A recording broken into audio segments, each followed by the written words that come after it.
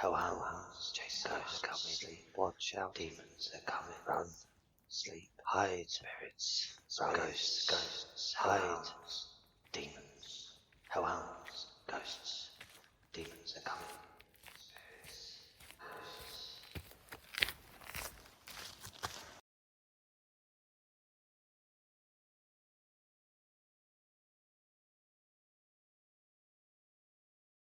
Welcome home, my little hellhounds. Tonight we have 4 Disney scary stories to sink our hellish teeth into. If you have any scary stories you want narrated on the channel, then submit them to Reddit r/homeofscares. Also, if you like this content, then don't forget to subscribe. And if you would like to be so kind and click that like button, that would be awesome. Now, let's get right into it.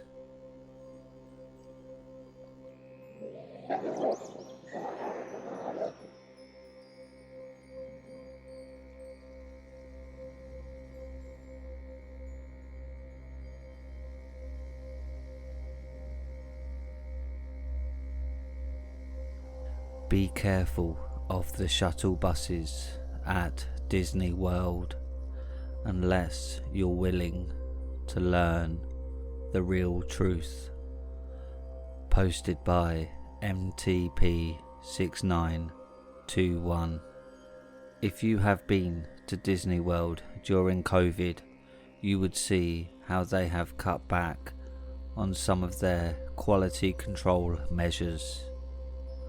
No place was more evident than waiting for the shuttle buses to take guests from the parks to their resorts, or to a different park.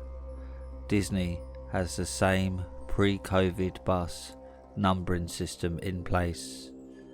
Like if you want to go to the Polynesian resort from the Animal Kingdom, then go to the number 12 bus stop. But the difference with COVID is there are no Disney employees managing the madness at the bus stops. Each of the 4 parks has about 60 different bus stops where a guest waits for their assigned shuttle bus. On my recent trip, I was amazed on the mass chaos that occurred at the various bus stops. There were 100 people waiting at one bus stop just for one bus to come and stop right next to them. Had only 2 people waiting. I know in the past a Disney quality control person stationed at the bus stop would have made a call right away to rectify the situation. Another difference I noted was there were buses there that I don't believe were part of Disney's contracted bus service, and those buses were making stops where there were no resorts or parks listed. So when I exited the Animal Kingdom, Disney had a display board showing which bus stop to wait at if you were going to, say, the Polynesian resort, which would be number 12. Then at the bus stop there would be a sign on the number 12 bus stop labelled the Polynesian resort. So when I saw the faux non-Disney buses stop at these unmarked bus stops, my curiosity was piqued. I've been to Disney so many times that their efficiency and their attention to detail could make things boring at times. My wife and my daughter were headed back to our resort for an afternoon break when I decided to veer off and get on one of these buses. I figured at the very worst I could post a story on Facebook on how horrible Disney has gotten during COVID if something untoward happened on the faux bus. The faux bus was a bit isolated from the others. I had to walk about 50 yards to get there. I believe it was at one of these stops for the resorts that was temporarily closed related to COVID. I got over to the faux bus and it opened its doors. I could tell the faux bus was an older one from the mid-century. I've always heard that buses could last forever, and this was a prime example. The driver had to be well in his 80s, and based on how tanned his skin was, I would think he lived in Miami or somewhere where he sunbathed all the time. He greeted me with a short, friendly, "Come on in, sir." I figured, why not? I got on board. As I got on, I noticed there were 5 other weathered, beaten elderly people scattered on the bus. None of them looked up at me, and they were all in their own worlds. I sat next to the driver and he told me his name was Hatchie, and that we were going on a special tour today. Hatchie said, "Did you know that I actually met with Walt Disney and his family when he originally came here in the early 1960s? I responded, "Wow, that must have been such a thrilling experience to meet such a great and visionary." As Hatchie drove around the Disney-owned property, he said, "I'll show you where I was when I met him." Hatchie drove to an area that is now owned by Disney, but is just vacant land. He pointed to the vacant land and said, "One afternoon, me and my family, who have lived in these woods for many generations, were approached by the Disneys. They all had cigarettes in their mouths, and at first they were reluctantly kind to us. My people had settlements in these woods that stretched from that park you just came from to the one with the castle. My people always thought that the white man would want nothing to do with this land because it was so swampy for the white culture. The Disneys approached us with money in exchange for our land, and my people were like, what good is that money to us? Because we've hunted and fished off these lands for many generations without money." I said, "Wow, Hatchie, this is a real nice surprise. I have seen every Disney promotional video. I had no idea that, I guess you being a Seminole, were still occupying this land when the Disneys wanted to buy the land." Hatchie replied, "That is correct. I have tried many times to get our story across, but we always get kicked off the property, and most of us are limited with reading and writing. So my grandfather was considered the chief of our tribe, and he told the Disneys that we weren't interested in his proposal. Then things got really bad. The governor of Florida knew Disney's idea would generate millions of dollars in revenue, and our plight was bad publicity, so the governor did everything possible to silence us. Besides, everything was kept a secret anyways, because once it was known where Disney's intent was to build his parks, then every business person would want to cash in and buy up all the surrounding land." I said to Hatchie, So what did they do to remove you from the land? He responded, okay, if you want to know, then this is where the tour will start. The one thing I did get is these useless lifetime passes to these white people parks. So I'll take you to the park they call Epcot. We arrived at Epcot and we all get off the bus. I quickly picked up on that the rest of the people on the bus were disenfranchised Seminole Indians as well. Had she pointed to the big spherical globe and said, do you know, my name means the creek in my language, and where that big round thing is now was once a creek. After my grandfather refused to vacate the land, these hardened mercenary veterans from the Second World War and the Korean War, who were hired by the governor, camped out by where that big round thing is now and absolutely terrorized my people. Our horses became food for them, and our women became nothing more than pleasure for them. I was in absolute horror learning these things, because I remembered trying to get the perfect picture with my daughter and that big round thing.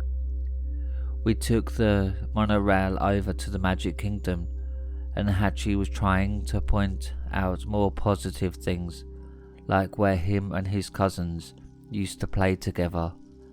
But then he would always end with something morbid, like, me and my cousin were chased in those woods by white adults.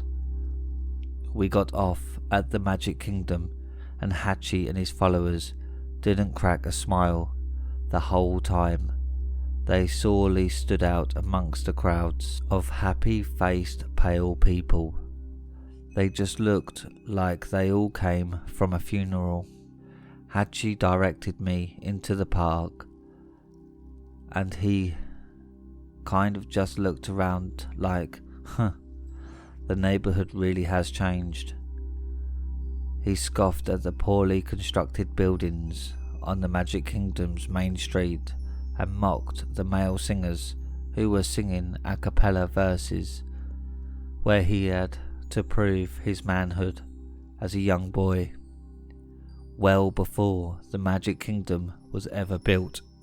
Then he took me to where the carousel presently stood and said that this piece of shit was put here for no other reason than to mock my people. You see, this is the most sacred of land, where my ancestors have been buried for many generations. I looked at him completely shocked as he told me all of this information.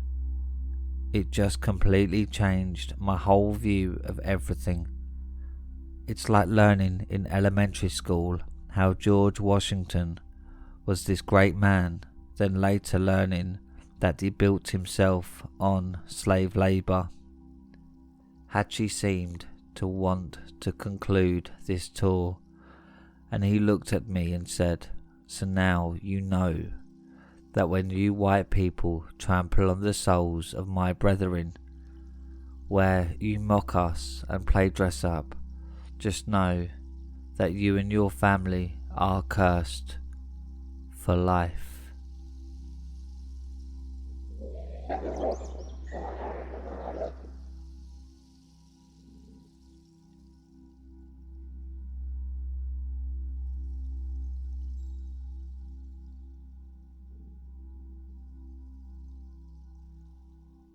Trapped Souls Inside Disney's Magic Kingdom, posted by MTP6921.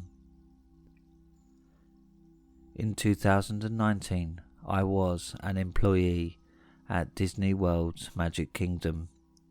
I worked at various places around the park, to include at the main entrance guest admissions. I'm a bit shy I'm from a small town in Massachusetts. Before moving to Orlando, I was never really exposed to anyone besides farmers.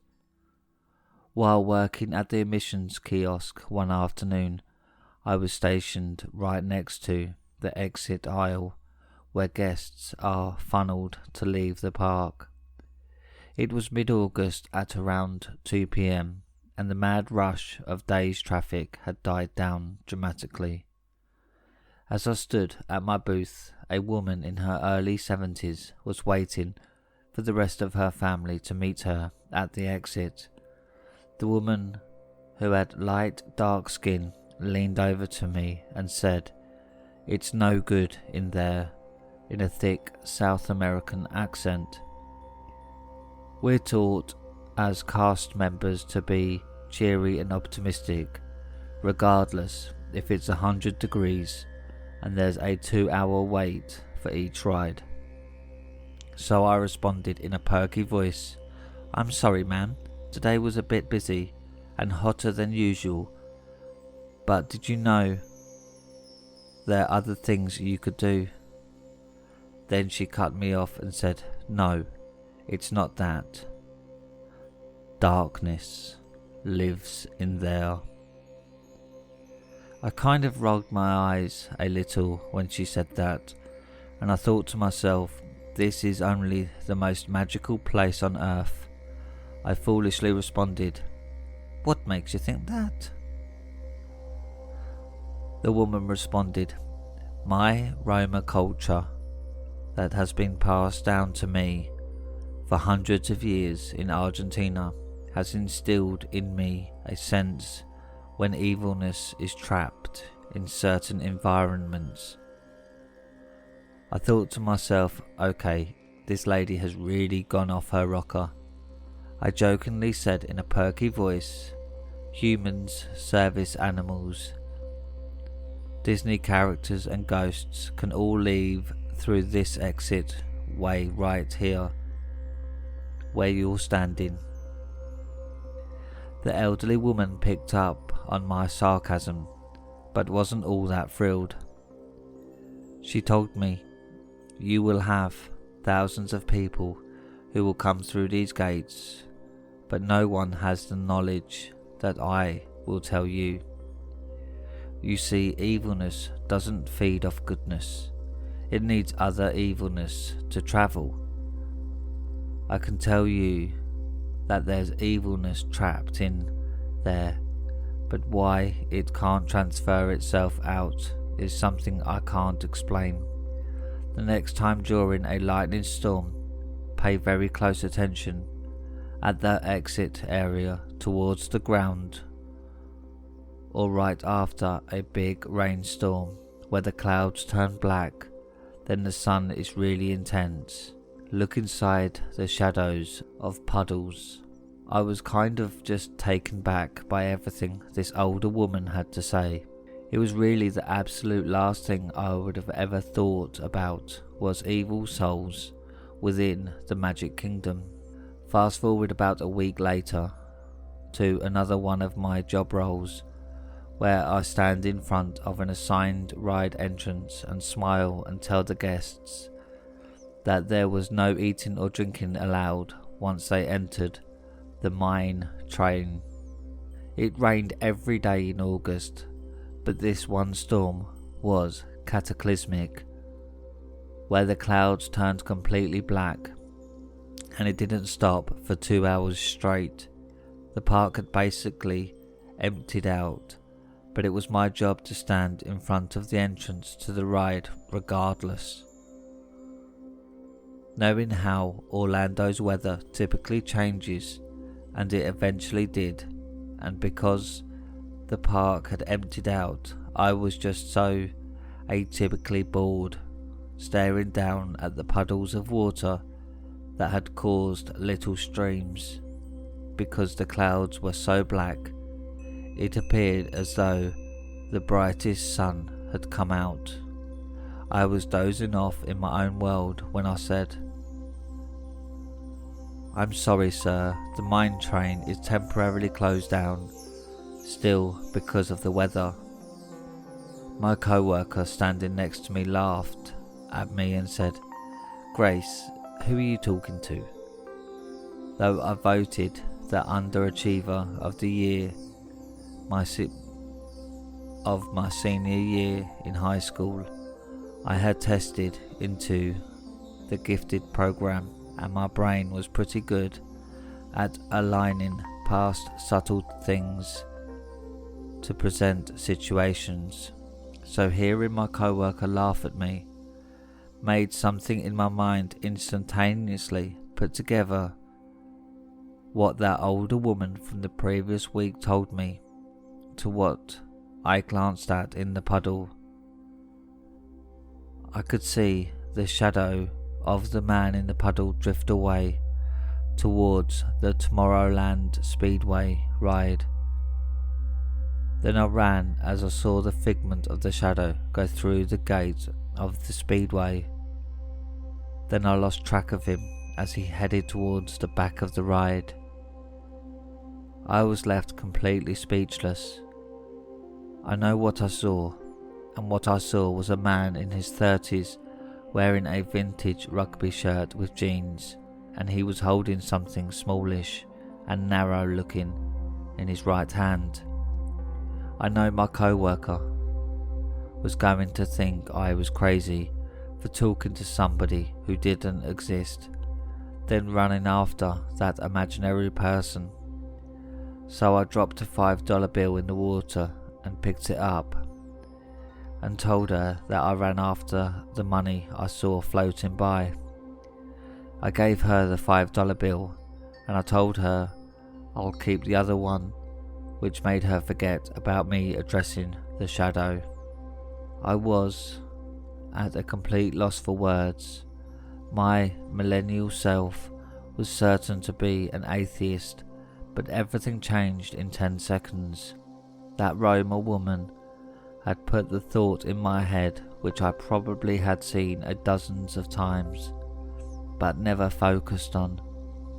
I had these awful goosebumps go through me because I had no idea what these souls were possibly doing. I asked myself, what is the definition of good versus bad? Am I good or am I bad? I wish I knew someone I could raise these questions to. I'm an only child and I raised myself to be a bit too independent at times. My shift ends at 11 PM and this is the most terrifying day of my life. I don't know if one of the trapped souls in the park will jump a ride within me. My gritty self couldn't muster more than an awkward hi to the guests coming onto the ride when the mine train eventually reopened. I really didn't care if they ate or drank. I always heard stories of people appearing perfectly normal, then seemingly lose all touch with reality, and now I'm definitely wondering if some travelling soul got within their bodies and caused them to do evil things. The mine train closed at 11 PM that night, and I didn't know what to do to prevent my body from being invaded. My parents made me receive Catholic communion. Then they put me in weekly Catholic classes. So I kept on repeating the Hail Mary over and over again until I got to my car. When I got to my apartment, I did as much research as possible on parasitic evil souls needing a host to travel.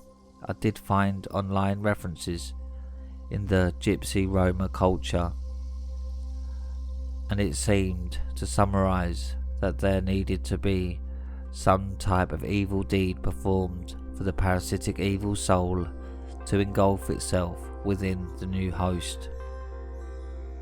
I stayed up all night and racked my brains thinking, why now are these evil souls trapped in the park? Disney is Disney, and very little has changed over the years. There's always been an ample amount of security, and with social media, the smallest thing get posted everywhere. My mind was overconsumed trying to come up with a reason, and I kept on getting nowhere. My once beloved hot weather job had turned into a literal haunted graveyard to me.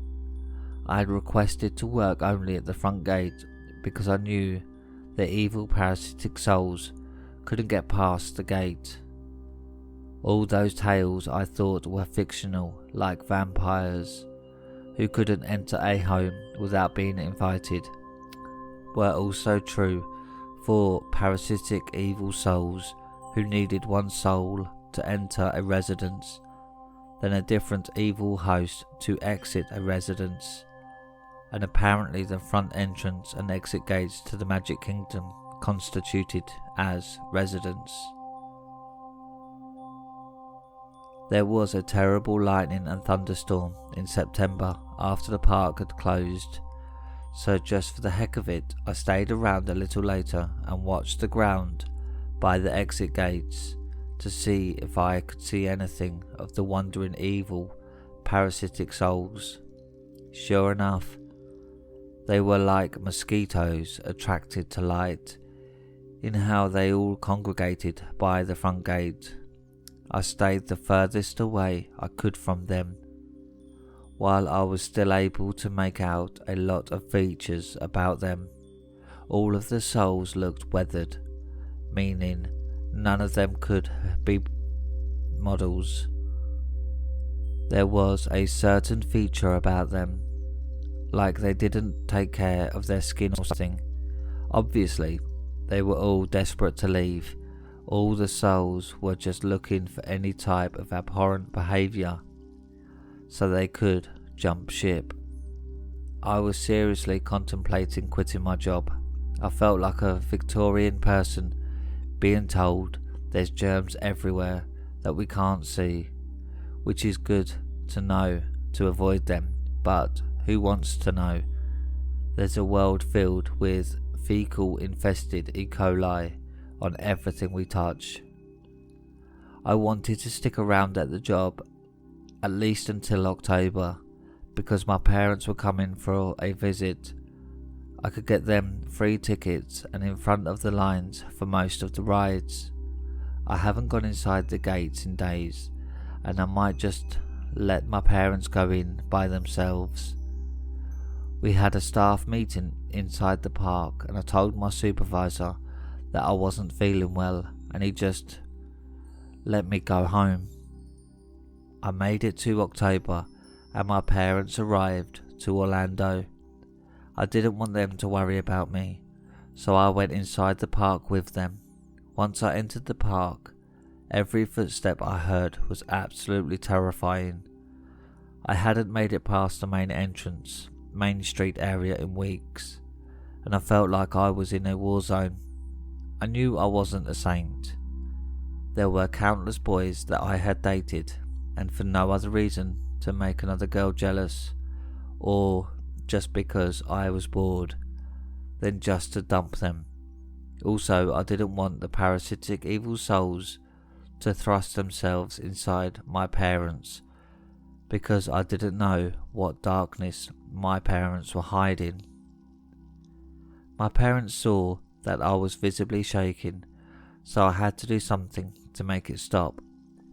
I knew there was a nearby first aid station, so I went in and told the nurse I was having allergy problems, which she gave me Benadryl, which I knew had a natural anti-anxiety effect.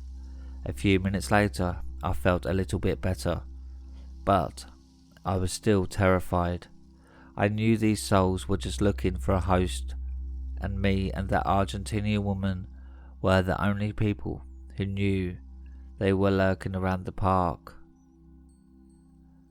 We got to the mine train ride, which my parents enjoyed, but they could tell that I was not having a good time.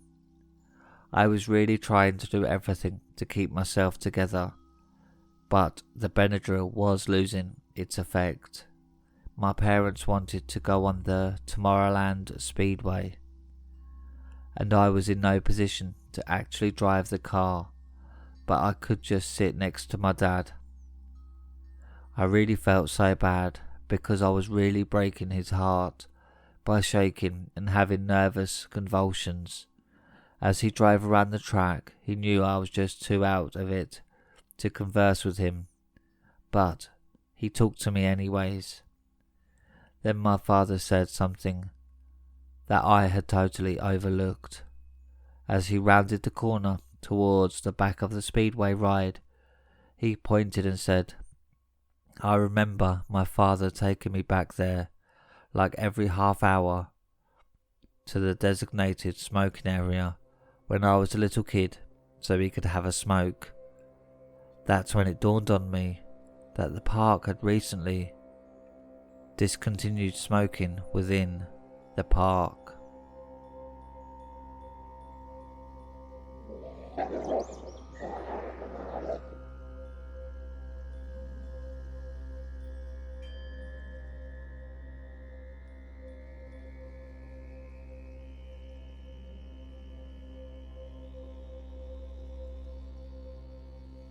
Did anybody else stop at a Disney park in Georgia in 1980? Posted by MTP6921. In 1980, my parents had decided to take me to Disney World for the first time. I was 10 years old and my dad always meant well, but any opportunity he came across to save money he would, so flying would never have been an option, nor using a travel agency. He was solely going on a brief conversation that he had with someone at work, where he needed to just take 95 south from New York, and eventually he would see road signs. My parents were both born in Russia and met in the United States in the early 20s. They tended to raise their voices and argue in Russian when they were frustrated. For the trip, we were left the option open of driving straight through or stopping overnight somewhere, but knowing my dad, he would want to drive straight through to save the money. We left mid-July on a disgustingly hot early morning. Of course, our Plymouth had no air conditioning. None of us had ever been further than New Jersey, so there was some excitement when we reached Pennsylvania, Maryland, Virginia, but by the time we hit North Carolina, we were all miserable. The weather got hotter and hotter, and I wouldn't drink because my father would yell if we had to stop for any reason, even when he had to get gas. The both of my parents chain smoked the whole way, and my mother looked like she was about to have a nervous breakdown at any moment. I don't think my father truly considered the amount of driving this trip entailed. I could see him looking over the steering wheel in South Carolina, thinking that over the next hill Disney World would be there. My mother never got her driver's license, and I knew my father was going to explode with frustration at any moment. I could see that intense look in his eyes in the rearview mirror. That Route 95 and its blah scenery was wearing really thin on him. Eventually we made it to Georgia, and we were all starving. With the limited Russian I could understand, I knew the yelling and screaming coming from both my parents were all curse words of regrets of taking the trip. Then my mother, at the corner of her eyes, said, "Oh, look at the sign for Disney." It was like finding an oasis in a desert. Both of my parents' attitudes changed immediately. My dad then said, "The sign says take exit 15 towards Townsend." Then he massaged his chin like he was thinking about something. My mother then said, "We're in Florida, right?" My dad responded, "No, we're still in Georgia." Then my mother said, "Isn't Disney in Florida?" Nothing would persuade my father, so he said, "Well, the New York Jets Stadium is in New Jersey, so maybe it's the same thing." My dad got off the exit and we saw all the hand-painted Disney signs, which got us all excited. None of us really knew what to expect, besides the limited magazine clippings we had seen in New York. We finally made it to the parking lot, which was just a big dirt open field. It was like late after 7 p.m, so we figured that was the reason why the parking lot was so empty. The front gate had only one admission booth. The woman probably weighed close to 500 pounds and was smoking. She said in a real happy, cheery voice, "Hi folks, welcome to Disney. How many of you joining us today?" My dad had a bit of a confused look on his face, so he looked around in all directions and then looked at the woman and said, "This is Disney World." The woman replied, "That's right, sir. You made it to Disney. Is there 3 of you today?" My dad responded, "Yes, there's three of us." The first thing that we noticed was the park was mostly one big nature trail. There was no concrete, and all of the structures were made up of wood. There were a few wooden buildings that lined the path when you first came into the park. The structures were supposed to resemble a main street, but there was a certain amount of flair missing from the hastily built structures. There was a souvenir store that sold nothing but handmade knickknacks. Then there was a toy store that once again sold only wooden handmade pool toys from a bygone era. There were facade houses like a barber shop and a saloon. Then there was the restaurant that sold back country food. Besides the woman at the front gate, there was only one other employee we saw. He kind of watched us as we went from the building to another building. It didn't take long to figure out that he was also going to be our waiter, and we were pretty sure the cook as well. We sat down at the restaurant. My dad had that disappointing look on his face, like this is nothing what he expected Disney World to be, but he wanted to be positive for his daughter's sake. The waiter, who was that same man in his 30s, was sweating profusely from trying to run everything by himself. He was wearing red pants and white shirt. He was missing most of his teeth. He had longer hair on the top and shorter hair on the sides. He handed each of us menus and then said he would be right back to take our orders. My parents unnecessarily took way too much time studying the menu, for there was only 3 things: fried alligator, spare ribs, or a cheeseburger. I had really no idea what was going through either their minds as they gazed at the menus. Were they actually thinking we fled communism to have a daughter, to have a supposedly unworldly experience for her, and this is it? Or working 60 hours a week, living in a cramped Brooklyn apartment, and this is the best thing in life? At this point I was picking up the disappointment vibe in my parents, so I didn't want to complain about not having a kids menu. I ordered the cheeseburger and both my parents ordered the alligator. The waiter didn't offer us anything, so I don't think they had anything else to drink besides water. The waiter brought us our food and we all ate.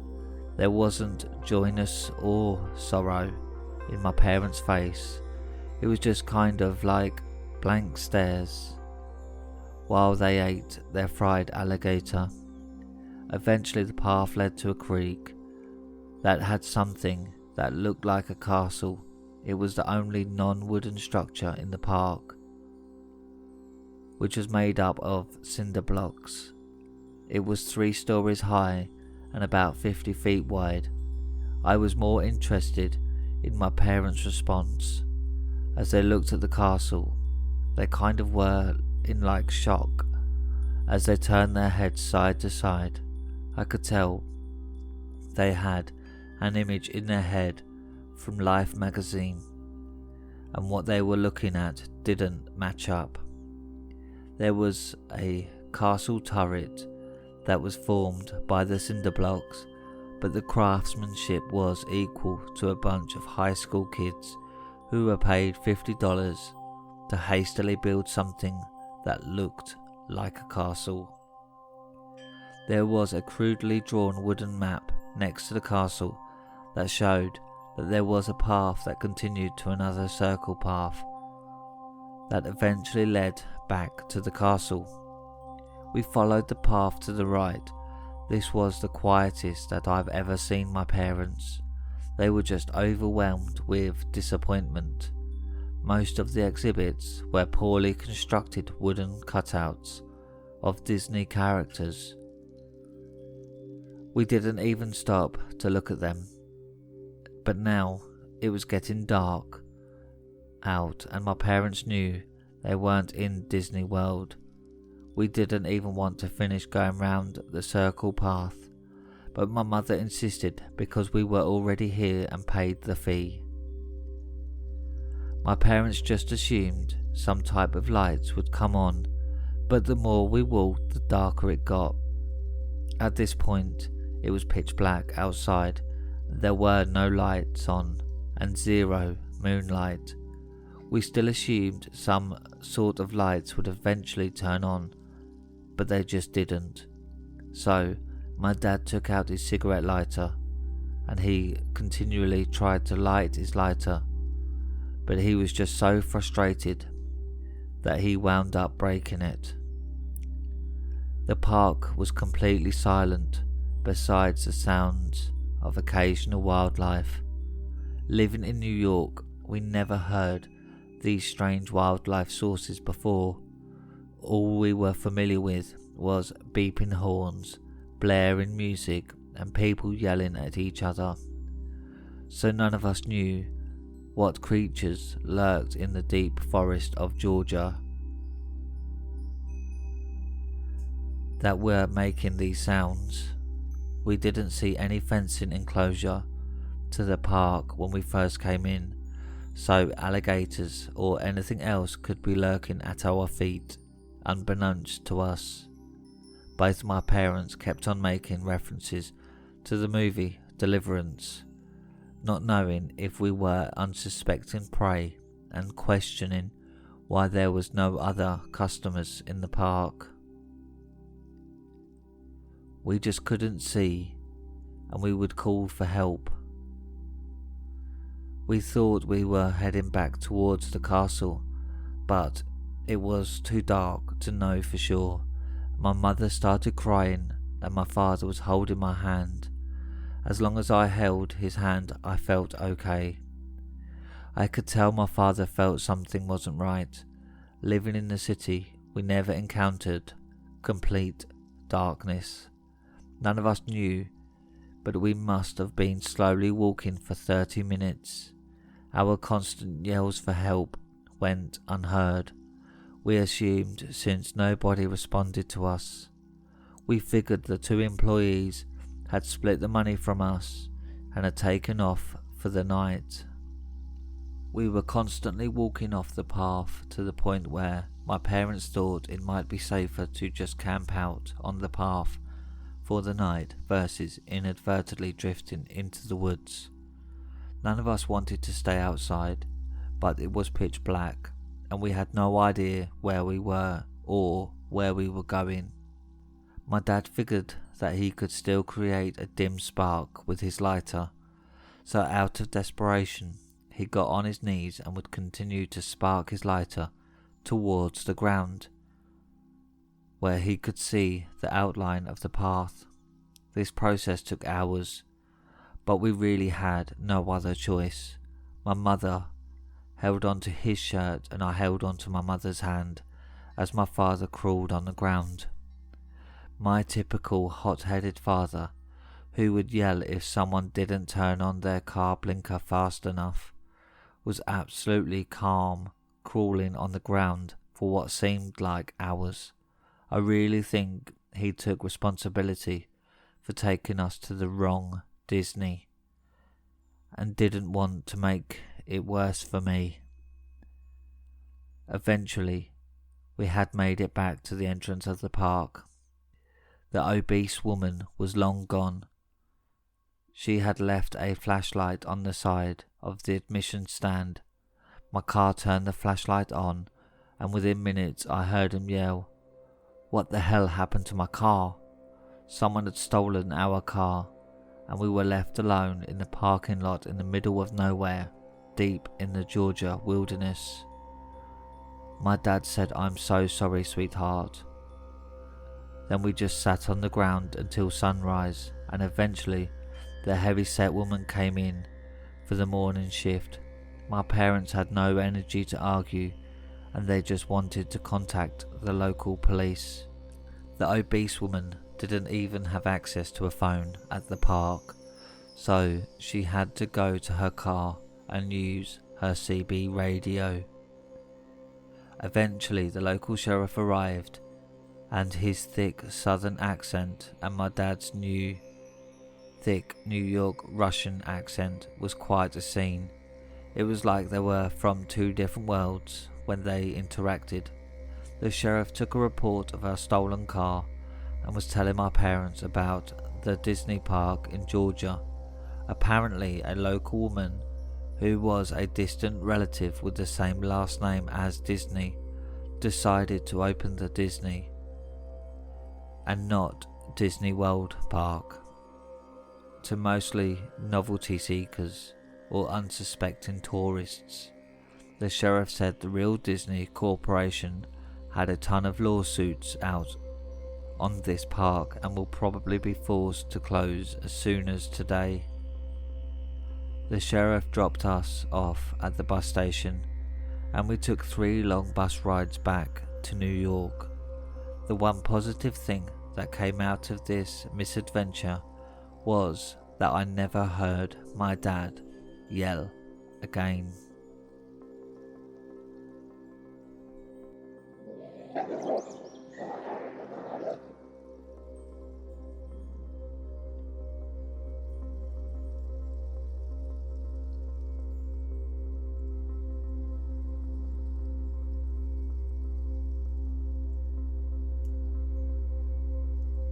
Don't let your daughter be a Disney performer.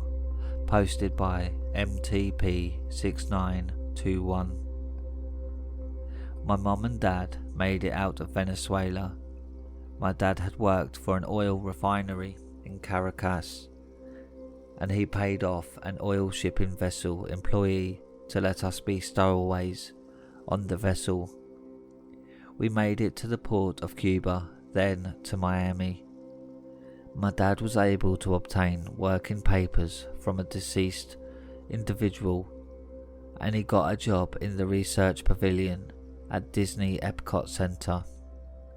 My childhood was really great because I was able to go to Disney every weekend for free. My dad over the years would tell me how he learned how Disney has sustainable fish and plant farms that fed off of each other, and that there's a whole other section that's not open to the public that he's allowed to see because of his cleaning duties. Ever since I was a little girl, all I've wanted to do was be a Disney performer. One might say I am an underachiever, but I've always gotten straight A's, and I just loved the magic of Disney. My dad was also very intelligent, and at times he was a little bitter because no matter how hard he worked, he knew he would just be a member of the cleaning crew at Epcot. He didn't want to put too much added attention onto himself because we were all in the country illegally. My earliest memories were when I was 3 years old, being smuggled in that oil vessel for hundreds of miles at sea.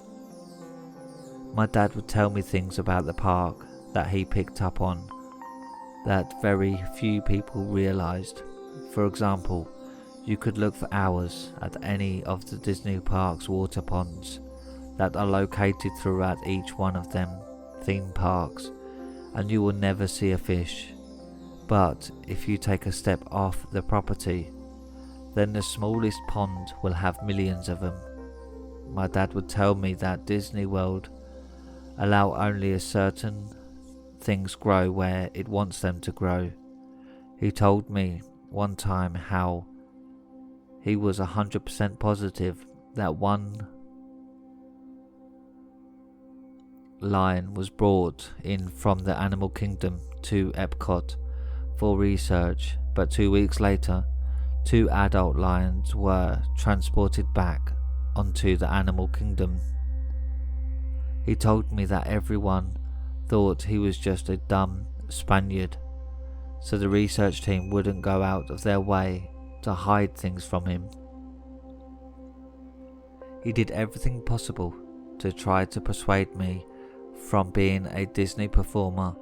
He told me he was certain that when he first got the Epcot position in 1995, some of the performers at the Magic Kingdom never aged.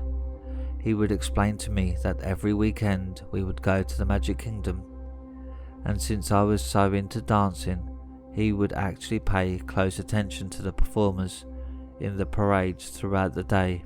Then my dad said that he would see those same performers go into the research centre at Epcot the following Monday for an in-service. But the only thing is that he still sees some of the same performers who still go to the research centre or at Epcot for an in-service, and they haven't aged one day.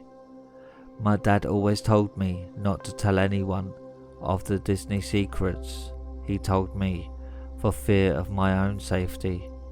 He did say that occasionally Disney would hire 1 or 2 performers off the streets, but that was rare and was only done just so nobody would catch on to their own science experiment of performers.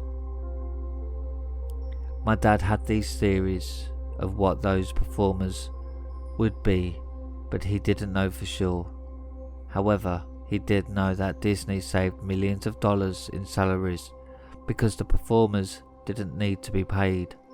My dad told me that he was fairly certain that the performers were being housed in various fake houses throughout the parks.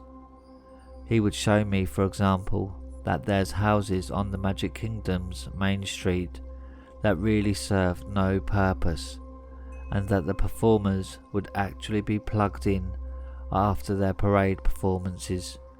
He told me that when he was asked to clean one of those houses while a parade was occurring, and he noticed a bunch of sleeping pods where each pod had an extension cord to plug something in.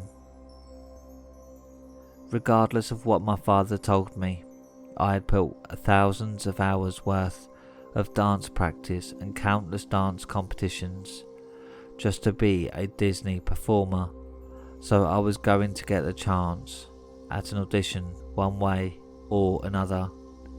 I didn't want to do anything to jeopardize my father's employment, so I didn't mention anywhere on the application that I was the daughter of a Disney employee.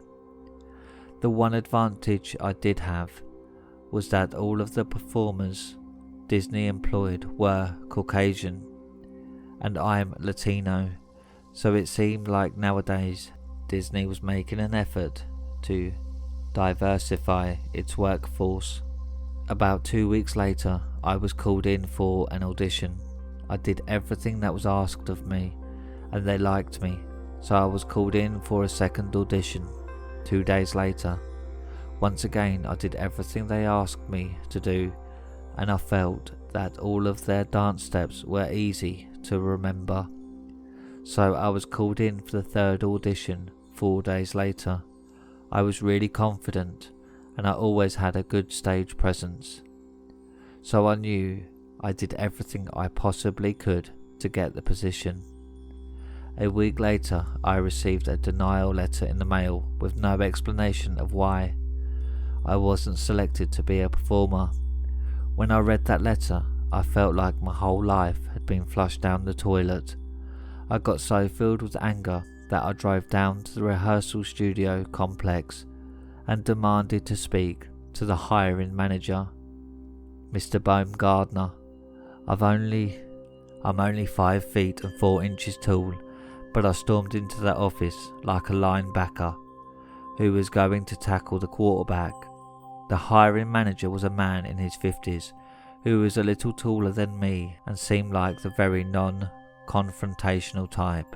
I demanded that he tell me who he hired over me. He kept telling me, "Don't worry, Miss Sanchez. Apply for the position again next year, and who knows, you might get in. You were really close." No matter what I said, he wouldn't tell me who he hired. So I said, "Mr. Baumgartner, I asked you 30 times who, if anyone, you hired at Disney as a performer, and you haven't answered me. So I'm going to go to the Disney blog page and tell everyone about your army of performers who aren't even real people." He looked at me like I had figured out where he had his buried millions of dollars worth of treasure. After I said that, he said, "Excuse me for a minute, I have to make a phone call." Then he left the room, and I could tell that he picked up the phone right away and then closed the door to the adjacent room. Mr. Baumgartner came back about 5 minutes later and said, "Listen, Miss Sanchez, I could tell by your passion that you really want to be a Disney performer. So I talked to my bosses and they were willing to give you a chance. Come to Epcot tomorrow and we'll get you fitted for one of our outfits." I almost broke down in tears when I heard that, and I said, "Thank you so much, Mr. Baumgartner. You won't regret this decision." When I got home, I couldn't believe that I had actually made my life dream come true.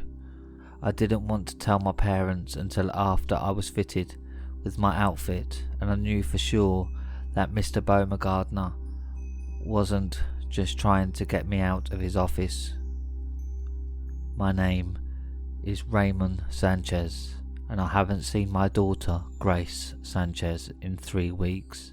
This is the first time I am reading her diary, and I wasn't aware that she had auditioned to be a Disney performer.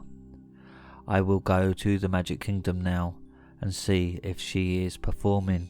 I arrived at the Magic Kingdom and positioned myself along the main street. I can hear the music for the parade start. In between the parade floats for Cinderella and Rapunzel, I was amazed when I saw my daughter's smiling face, living her life's dream by actually being a Disney performer. No matter how many times I yelled, "Grace, Grace," to try to get her attention, she didn't break her character. I was just so proud of her. I followed the parade to its end, around where the park's entrance is located. Then I used my Disney employee ID card to sneak back to be with the performers. When I saw my daughter backstage, it was one of the proudest moments I had ever experienced, and I wished I had brought my wife to watch Grace as well. I knew then that sneaking out of Venezuela and working as a cleaning person my whole adult life was worth it for my daughter's sake.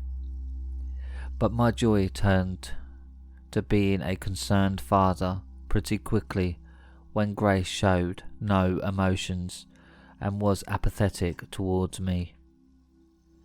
I kept saying, "Grace, it's me, Daddy," and she looked right through me, like I didn't exist. Then one of the managers clapped their hands, and all of the performers followed the manager, including my daughter. I see my daughter every day when she goes to Epcot for her in-services. My wife and I know that this is something that our daughter always wanted, so we watch her in the parades as well. My wife and I have accepted that if we were to intervene and take Grace away from Disney, then Grace may hate us for the rest of her life. Grace probably has no concept of who she is or where she is, but she always wanted to be a Disney performer.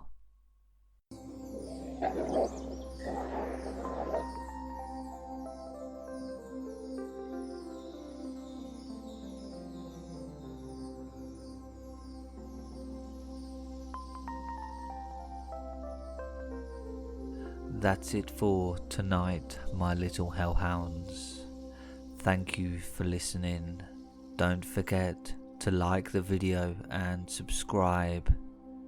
And if you have any scary stories you would like narrated on the channel, then submit them to Reddit r/homeofscares and follow me on Twitter at homeofscares.